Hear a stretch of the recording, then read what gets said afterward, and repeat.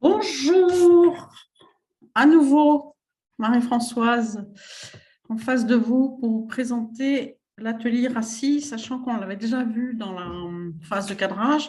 Mais là, l'idée, c'est d'appliquer le RACI à votre atelier processus. C'est-à-dire que vous avez vu les activités dans la description du processus et dans l'atelier précédent. Là, l'idée, c'est d'affecter le RACI à la définition des rôles et responsabilités dans la prise en charge des activités et des tâches liées à votre processus et macro-processus.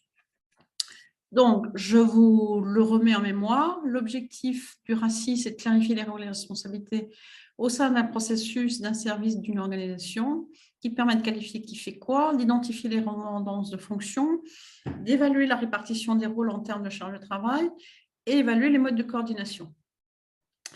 Les principes, donc la définition, je ne reviens pas dessus parce que vous l'avez déjà en tête. Les principes méthodologiques, donc c'est que c'est effectivement un outil de diagnostic et de construction d'une cible à travers les activités qui ne sont pas couvertes, les duplications non justifiées des acteurs, le circuit d'information trop lourd, le pilotage multiple, l'éloignement des acteurs et des gens de terrain et des responsables. Définition et attribution des rôles, analyse de la charge de travail. Donc, n'hésitez pas à prendre le RACI pour évaluer si les rôles et responsabilités sont clairs, si les activités sont équilibrées d'un individu à un autre, si tout repose sur la même personne, ce qui traduit des problèmes de management évidents. Donc, tout ça, c'est un matériau utile pour bien clarifier la pertinence de l'allocation des ressources aux activités à prendre en charge. Et donc, le résultat attendu, c'est un processus de décision qui est clarifié, des profils de fonction et profils de poste, nouvelles règles de fonctionnement et résolution de conflits. Parce que précisément, quand vous travaillez sur le RACI, ça vous permet, in fine, de clarifier les rôles et responsabilités de chacun, donc de produire les profils de fonction et profils de poste, et même de travailler ensuite sur la production d'un référentiel métier associé à la chaîne de valeur que vous avez étudiée ou analysée.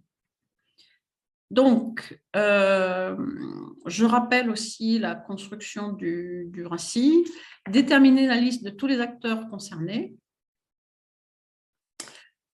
analyser la répartition des rôles et responsabilités de chacun, évaluer les activités redondantes sans valeur ajoutée, identifier si les tâches et activités sont toujours prises en charge par les mêmes fonctions ou les mêmes personnes, construire la cible souhaitée qui vise à optimiser la prise en charge des activités et à éviter et à réduire les tâches sans valeur ajoutée. Voilà.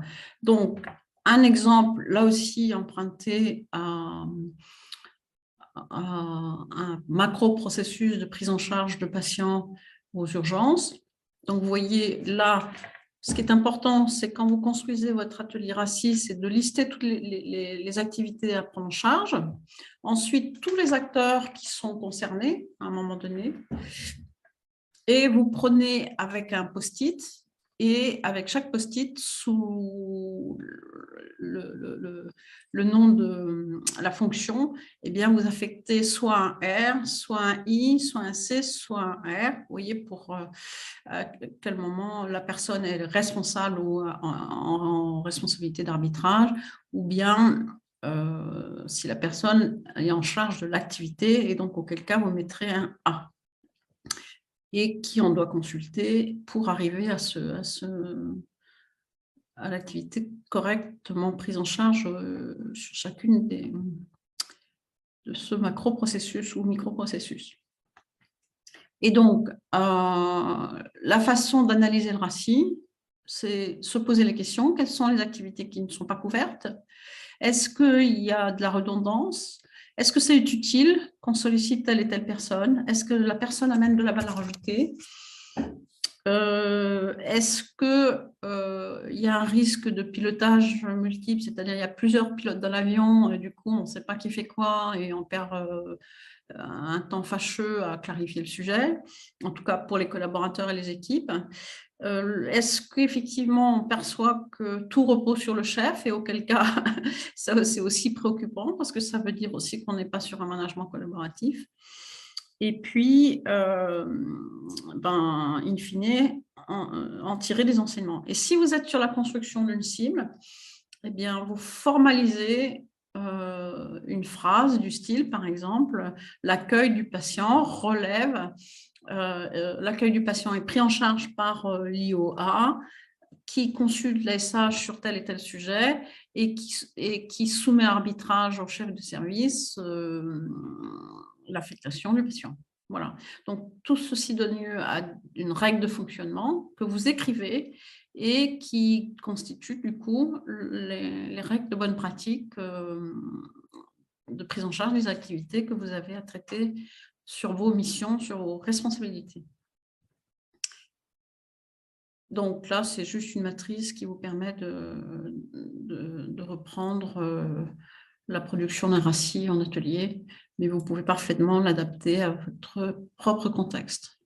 Voilà, le RACI, sachant que vous l'aviez déjà en tête, mais là, c'est l'idée de le faire sur les activités à prendre en charge, en ayant en tête que le RACI, vous pouvez l'utiliser soit pour faire un bilan et un état des lieux, soit pour redéfinir les missions, rôles et responsabilités de chacun et vous permettre d'aboutir au profil de poste et à la charte de fonctionnement. La charte de fonctionnement, elle est vraiment pertinente quand on la construit à partir des RACI. Je vous remercie de votre attention et on se retrouve pour l'atelier suivant.